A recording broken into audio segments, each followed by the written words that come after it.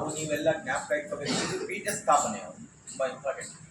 ಒಂದು ಇಡೀ ವೀರಶೈವ ಸಮುದಾಯವನ್ನ ಪೀಠ ಸ್ಥಾಪನೆ ಮಾಡುವುದರ ಮೂಲಕ ಒಗ್ಗಟ್ಟಿಗೆ ತರಬೇಕು ಅನ್ನೋದು ಒಂದು ಅವರ ಒಂದು ಸೂಚನೆ ಆಗಿತ್ತು. ಅದರ ಸಲುವಾಗಿನೇ ಇವತ್ತು ಪಂಚಾಚಾರ್ಯರು ಅಂತ ನಮ್ಮ ಕರ್ನಾಟಕದಲ್ಲಿ ಅಸ್ತಿತ್ವದಲ್ಲಿ ಇದೆ ಅನ್ನೋದು ಹೇಳ್ತಾರೆ. ನನಗೂ ಅದ್ರ ಬಗ್ಗೆ ಹೆಚ್ಚು ಗೊತ್ತಿಲ್ಲ. ಆದ್ರೆ ತುಂಬಾ ಇಂಪಾರ್ಟೆಂಟ್ ಏನು ಅಂದ್ರೆ ಒಗ್ಗೂಡಿಸುವಿಕೆ ಮಾಡಿದ್ರು. ಒಂದು ಈಗ ತಾನೇ ಉಮೇಶ್ ಹೇಳಿದ ಹಾಗೆ ನೀರಿನ ಬಗ್ಗೆ ತುಂಬಾ ಇಂಪಾರ್ಟೆನ್ಸ್ ಕೊಡ್ಬೇಕು.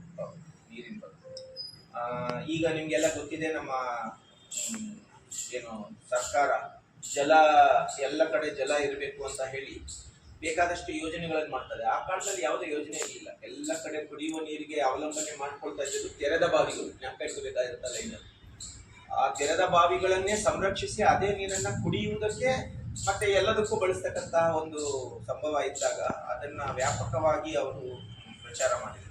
ಹಾಗೆಯೇ ಅನ್ನ ಇಲ್ಲದವರಿಗೆ ಅನ್ನ ದೊರಕುವಂತೆ ಮಾಡಬೇಕು. ಅದು ಇನ್ನೊಬ್ಬರ ಜವಾಬ್ದಾರಿ.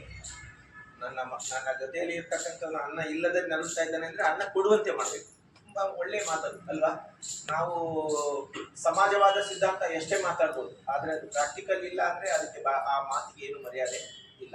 ಸೊ ರೇಣುಕಾಚಾರ್ಯರ ಈ ಜಯಂತಿಯ ಈ ದಿನ ನಾನು ನಿಮ್ಗೆಲ್ಲರಿಗೂ ಮತ್ತೊಮ್ಮೆ ಅವರ ರೇಣುಕಾಚಾರ್ಯರ ಜಯಂತಿಯ ಶುಭಾಶಯಗಳನ್ನ ಹೇಳ್ತಾ ಮಾತು ಮುಗಿಸ್ತೇನೆ. ಧನ್ಯವಾದ.